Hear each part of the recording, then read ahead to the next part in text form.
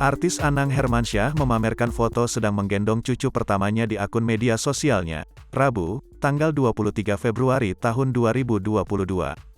Di foto tersebut Anang Hermansyah ditemani Ashanty dan Krisdayanti, istri dan mantan istrinya, serta Azril Hermansyah.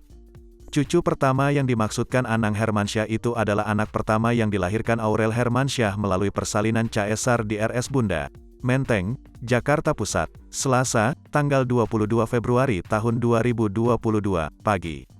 Anang Hermansyah bahagia menyambut kelahiran cucu pertamanya tersebut.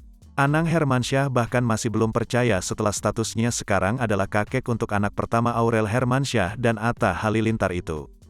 Pasti senang meski jadi tambah tua. Namanya punya cucu ya senang, kata Anang Hermansyah di RS Bunda, Rabu siang. Cucu pertama Anang Hermansyah yang berjenis kelamin perempuan itu dilahirkan Aurel Hermansyah dengan berat 3,2 kg dan panjang tubuh 40 cm.